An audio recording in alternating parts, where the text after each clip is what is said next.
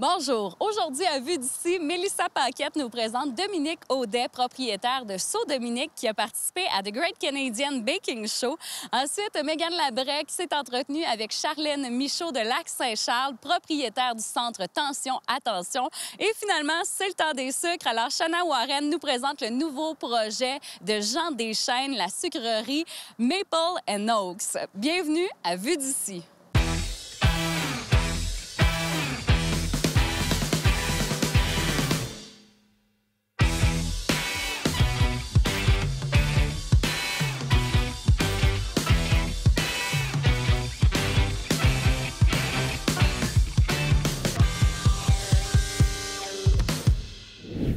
Le reportage aujourd'hui va non seulement vous donner l'envie d'un bon dessert sucré, mais aussi vous donner une bonne dose d'énergie puisque nous rencontrons la pétillante Dominique Audet qui s'est lancée dans l'aventure de la pâtisserie à temps plein et qui offre ses gourmandises, entre autres, au traiteur alpin de Sainte-Brigitte-de-Laval. Bonne écoute!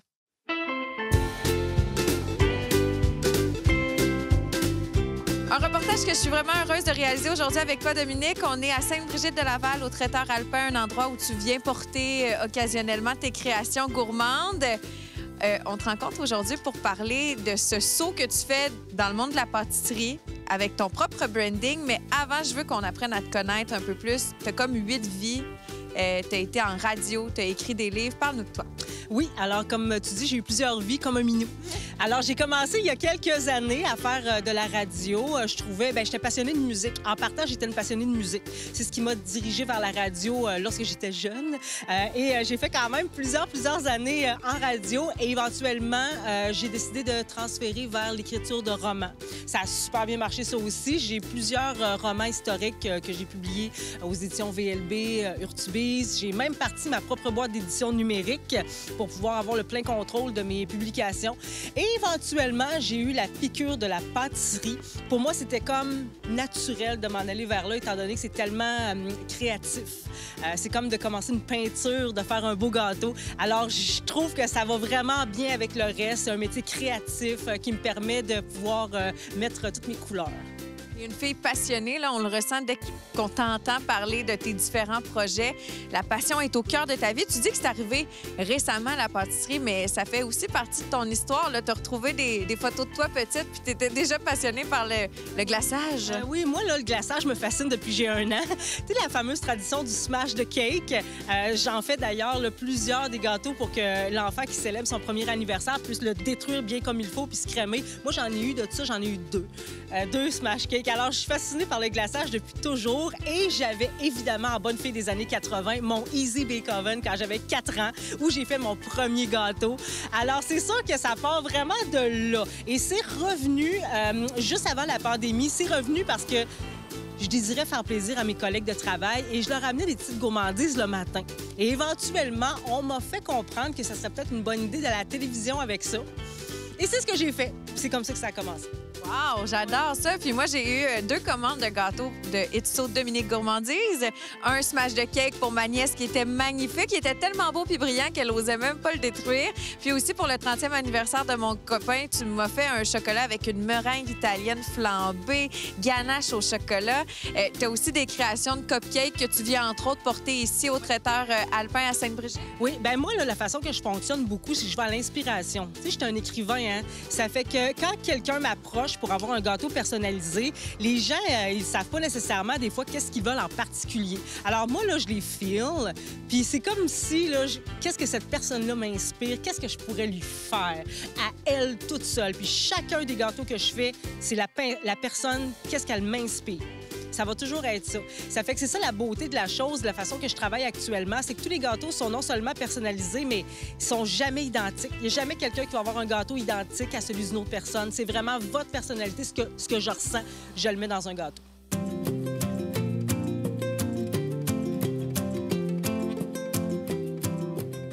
On se trouve au traiteur alpin, votre traiteur familial. Catherine, merci de nous recevoir. Vous tenez, entre autres, comme pâtisserie, les gâteries, les gourmandises de Dominique. Comment ça a commencé, votre association ensemble? On s'est... en fait, je l'ai trouvée sur Facebook suite à plusieurs recommandations que les gens faisaient d'elle. Puis je lui ai écrit tout simplement, il m'a écrit son parcours et tout ça, l'émission qu'elle avait fait. Puis Dominique, c'est une petite boule d'énergie, fait que nos énergies ont cliqué, puis ça a été un beau partenariat qui a débuté.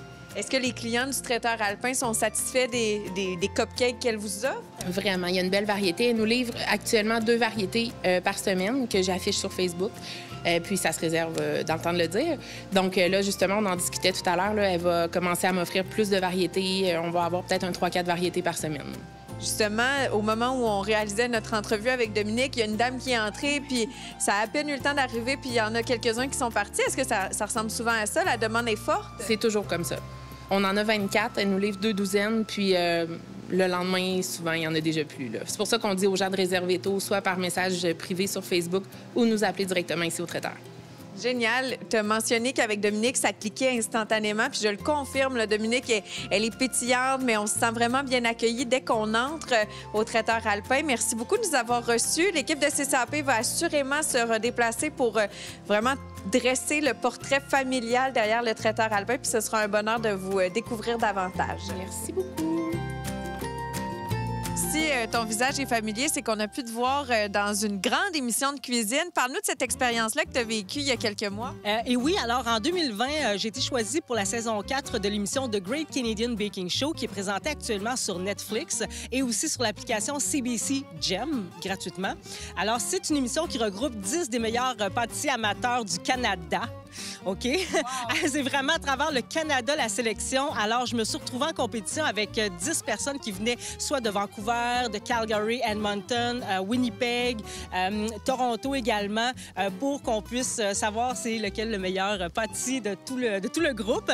Et j'ai tellement appris aux côtés de ces gens-là. Ça a été une expérience extraordinaire. Autant du côté de mes amis pâtissiers que des juges, j'ai appris énormément. Tu as fait l'expérience en 2020 à la télé. J'ai eu la chance d'être ta collègue puis de goûter à tes gourmandises en 2020 aussi. Fait que je veux dire, tu as participé à l'émission de télé là, quand tu faisais tes premiers pas dans le monde de la pâtisserie plus professionnelle. Eh bien, je pense que la pandémie a eu cette qualité de nous pousser vers d'autres possibilités de la vie. À un moment donné, on n'a pas le choix, sinon on attend qu'il se passe quelque chose. Alors, quand j'ai perdu mon emploi à cause de la pandémie, la première affaire que j'ai faite, c'est de m'inscrire au Great Canadian Baking Show en me disant, regarde, si je suis due pour aller dans ce domaine-là, ça va fonctionner. Et j'ai été choisie. Et à partir de ce moment-là, j'ai su que ça allait être ma vie, que c'est vraiment là-dedans qu'il fallait que j'aille. Ton audace t'a mené loin, quand même jusqu'au show où vous deviez faire une création italienne. Toi, tu as appris finalement que le temps, dans le contexte de l'émission, c'était quelque chose qui te stressait peut-être un peu trop puis qui a fait en sorte que tu es parti à la suite du 4e épisode? Je pense qu'avec du rétrospect, tu sais, quand on dit « Oh, j'aurais pas dû partir, j'aimerais ça rester plus longtemps », puis là, on étudie comment on a agi, puis je pense que le temps qu'on avait pour faire nos créations me stressait vraiment beaucoup. Puis quand on regarde ça, là, de faire un gâteau à 2 étages en 3 heures, là, c'est quasi impossible. Puis c'était des timings qui se peuvent pas dans la vraie vie. Là. Et ça faisait très peur. Et moi, je me pratiquais en m'enlevant du temps. Je me pratiquais avec, mettons, une demi-heure en rade. Ça fait que ça, quand les juges l'ont su, peut-être qu'ils ont dit que je prenais pas assez de risques. Et je pense que c'est ça qui a fait en sorte que j'ai pas resté plus longtemps. Si c'était à refaire, évidemment, je pense que je prendrais plus de risques parce que là, je suis plus habituée, je suis plus capable de m'affirmer, je sais ce que je suis capable de faire aussi. Ça fait que ça a été une excellente leçon de vie. De jamais être trop préparé et de toujours être prêt à prendre des risques. Non seulement on peut trouver certaines créations ici au traiteur alpin, mais tu fais aussi la livraison sur le territoire, puis dans la grande région de Québec? Oui, n'hésitez pas, là, quand vous commandez, ça inclut la livraison par mois dans la ville de Québec. Ça, c'est un défi, d'ailleurs, hein, d'essayer de pas trop jaser. Ça, c'est toujours très difficile pour moi, hein, parce que je parle pas partout. Mais, oui, ça sera moi qui va se présenter pour aller vous livrer votre beau gâteau chez vous. Génial. On te contacte par les réseaux sociaux pour faire nos commandes pour l'année prochaine, bientôt? Oui, absolument. Il n'est jamais trop tôt, n'oubliez pas, parce qu'il y a quand même beaucoup de commandes. Étant donné que les gens recommencent à se rassembler, on le voit là, que les gens ont du plaisir à avoir des beaux gâteaux, à amener des beaux cupcakes dans des parties de famille. Ça fait que n'hésitez pas à me rejoindre sur ma page Facebook, c'est So Dominique Gourmandise. Abonnez-vous à la page pour voir les produits disponibles, les cupcakes. Contactez-moi, je vais vous faire un beau gâteau personnalisé, ça va me faire plaisir. Merci beaucoup, Dominique. Ça me fait plaisir.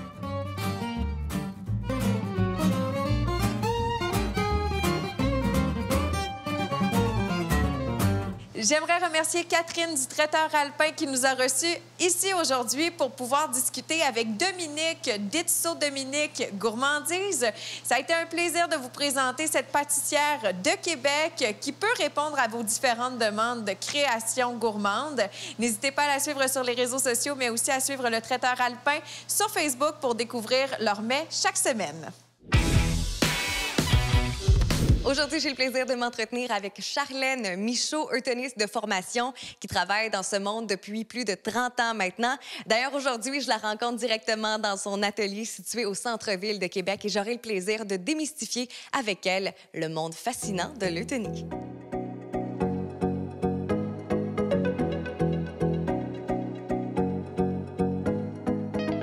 Charlène, vous faites partie de l'univers des eutonistes depuis 30 ans maintenant. Vous vous êtes lancée dans ce monde en 91 quand vous avez terminé votre cours à l'École d'eutonie de Québec. Parlez-moi un peu de ce mot-là. Qu'est-ce que c'est? D'abord, le mot, c'est un mot d'origine grecque. Pour bon. Toni, tonos, tonus, conscience du corps. Alors, comment utiliser le corps d'une façon plus juste, du matin jusqu'au soir?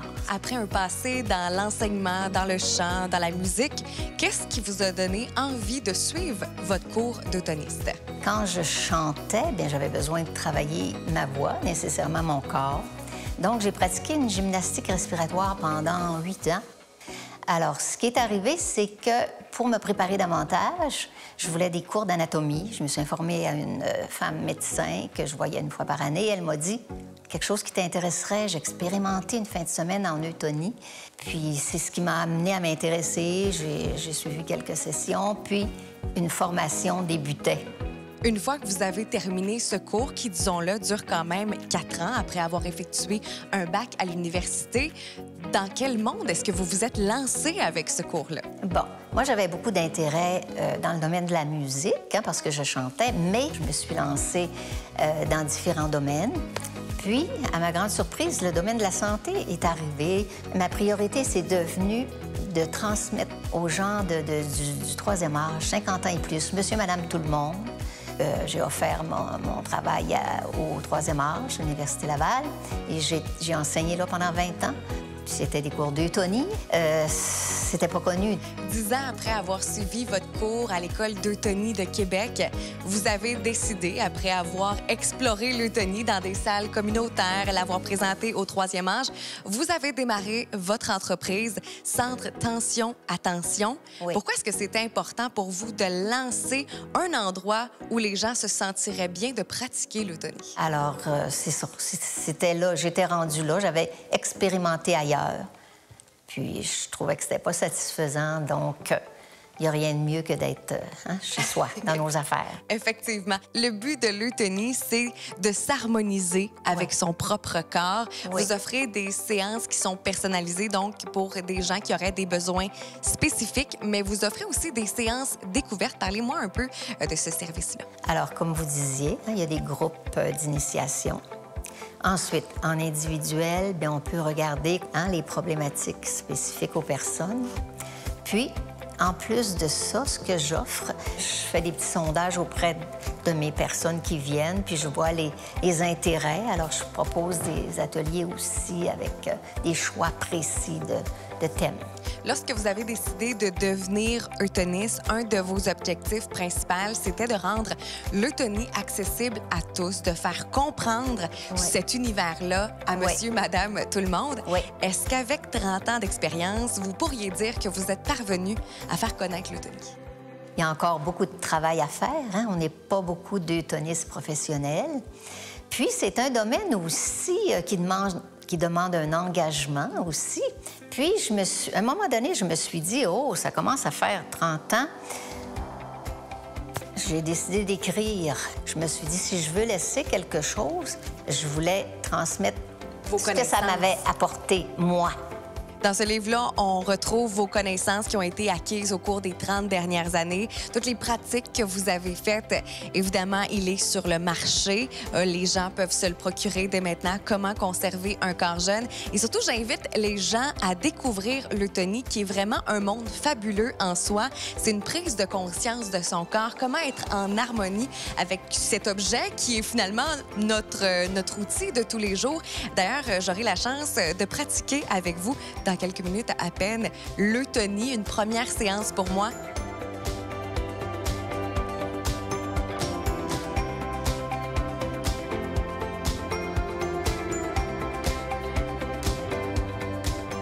On parle vraiment de sensation. C'est pas réflexion ou connaissance. Exact. C'est expérience. Alors, c'est suffisant pour sentir jusqu'à quel point nos pieds sont importants dans notre présence, mais on va le vérifier en dehors de la bûche maintenant. Je vous invite à vous asseoir. On va compléter notre expérience position assise. Alors, en position assise, qu'est-ce que vous avez comme appui? J'ai mes pieds puis mon fessier Oui. comme appui. On ne doit pas avoir une grosse activité fatigante dans le corps, mais il y a toujours une petite activité dans le redressement, que ce soit debout ou en position assise. Absolument. L'inconvénient, c'est qu'on est à angle droit. Alors, ça nous coupe un petit peu l'élan de la position debout. Hein? Les circuits se rendent moins bien en position assise. Donc, dans ce cas-ci, on n'a pas nécessairement besoin de forcer dans les épaules et dans le dos. Surtout pas. On ne fait rien ailleurs. Alors, après nos expériences, vous êtes plus présente, je pense, dans vos pieds. Gardez ça précieusement. Et il n'en tient qu'à vous d'aller avec la parole maintenant.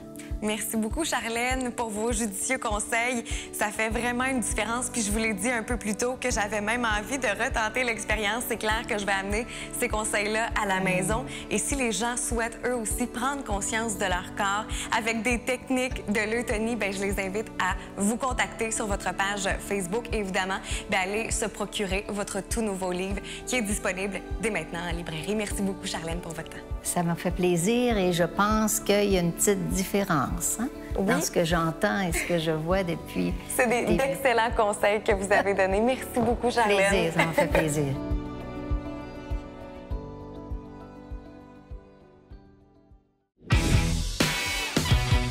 Sainte-Brigitte de Laval. Je pense qu'on peut tous s'entendre pour se dire à quel point c'est un endroit magnifique. Il y a énormément d'espaces verts et de ressources naturelles, de potentiel. Eh bien, Monsieur Jean Deschaines, homme d'affaires bien établi dans la région de Québec en restauration, il l'a compris et en a fait son projet personnel, mais ce, à notre plus grand bonheur. Oh oui!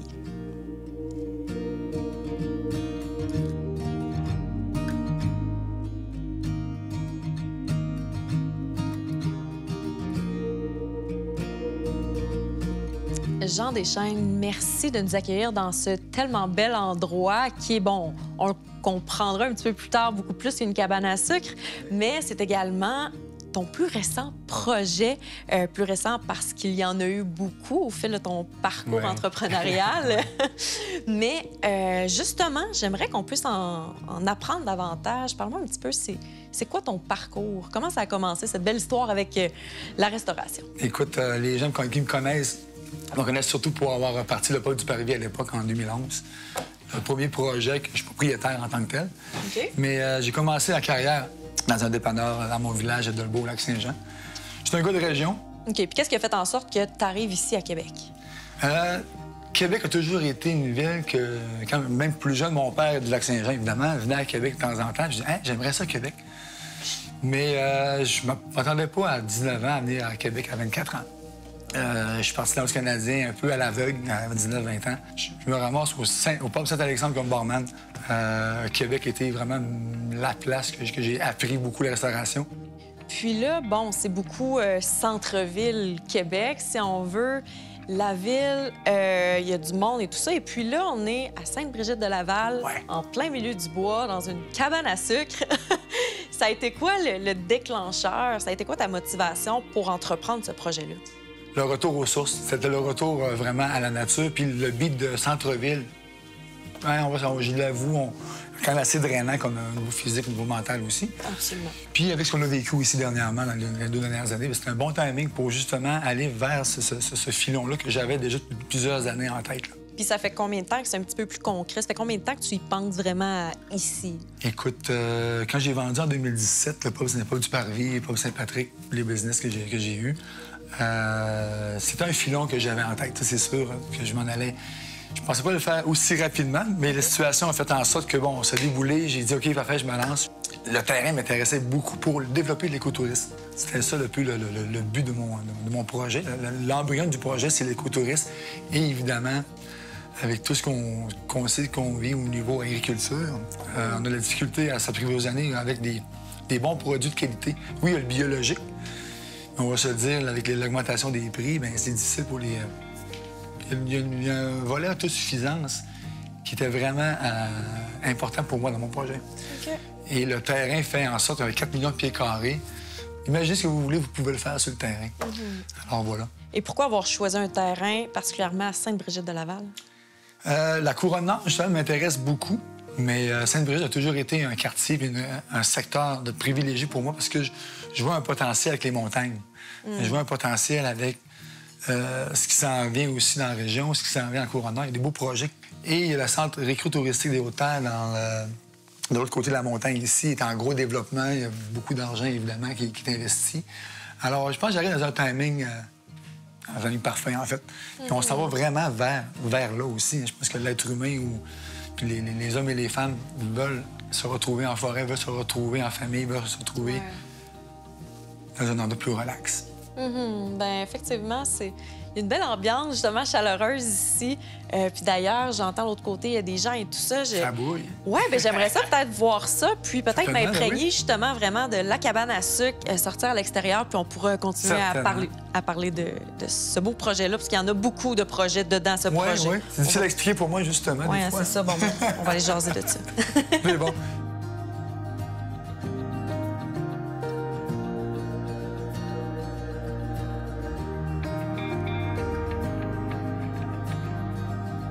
Tu as plusieurs cordes à ton arc, si on veut. Ici, c'est un terrain de jeu. Parle-moi un petit peu, c'est quoi exactement ton projet? C'est d'amener les gens à venir festoyer, à venir se restaurer, à venir s'amuser, en fait, sur le terrain. L'objectif, c'est vraiment ça.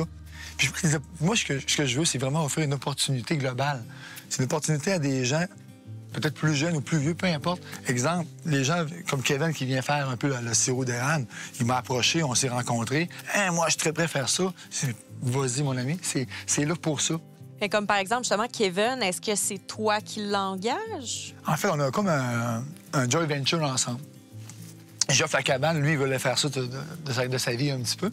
Puis, c'est vraiment une première année. Fait que là, on est un peu à tâtonnement. On commence à le vivre ensemble. Mais présentement, on le fait ça à deux. C'est ce que j'aime, monter des projets. Et évidemment, monter des projets, on fait pas ça tout seul. Si on fait ça tout seul, on n'est pas... Je veux dire, la vie est faite pour rencontrer des gens, pour être ensemble, en fait. Mais outre, justement, bon, la cabane à sucre, je pense que vous êtes ouvert, justement, à la collaboration avec des entrepreneurs. Oui.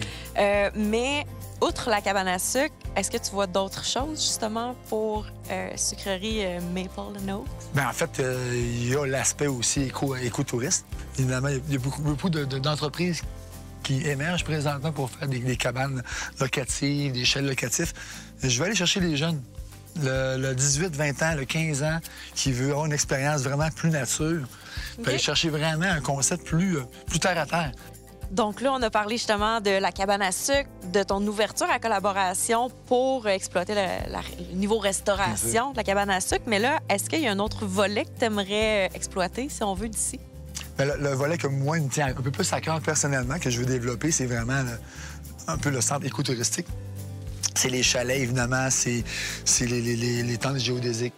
Puis c'est un peu le filon que je vais aller chercher. Je vais aller chercher la simplicité, je vais aller chercher vraiment... C'est pas une question d'argent, c'est vraiment aller chercher les jeunes. Oui, parce que c'est vraiment ça que je veux faire. Il y a beaucoup d'espace, justement. Est-ce qu'il y a des activités de plein air à faire? Évidemment, le vélo de montagne. On est tout près des sentiers du Moulin, on est environ à 4-5 km, je pense, à vol d'oiseau. Okay. Il y a le sentier à deux têtes qui est à côté de chez moi. Évidemment, il y a le sentier de motoneige aussi qui est à côté, ici, de l'autre côté. OK. Donc, j'ai un point central. Je pense que je peux être vraiment un bon acteur pour que, en fait, le secteur de Sainte-Brigitte-de-Laval grandisse, tout le monde ensemble, en fait. Pour moi, c'est ça, c'est de recréer un peu ce que j'ai déjà créé. Puis je repars un peu, sans dire à zéro, parce que je repars avec un super terrain de 4 millions de pieds carrés quand même dans une montagne. Alors, je peux pas dire que je pars à zéro, on part avec ça, puis on va grandir avec ça. C'est ça l'objectif. Bien, c'est vraiment un beau projet, puis je te souhaite vraiment tout le succès qu'il y a ici. Écoute, santé, hein? On ne dira pas ce qu'il y a dedans.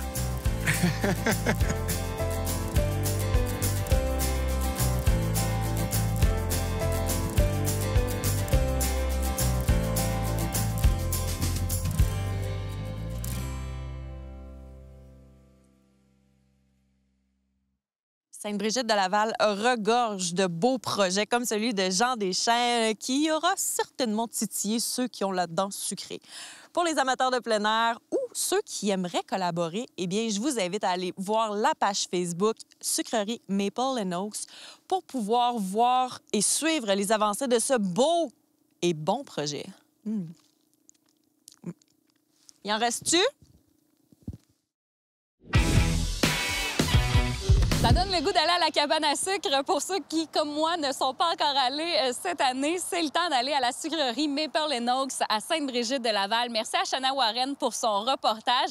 Merci à Mégane Labrec aussi qui nous en a fait découvrir plus sur l'Eutonie. Si vous avez envie d'en savoir encore plus, prenez rendez-vous au Centre Tension Attention avec Charlène Michaud. Et également, merci à Mélissa Paquette qui nous a présenté Dominique Audet, une femme fascinante.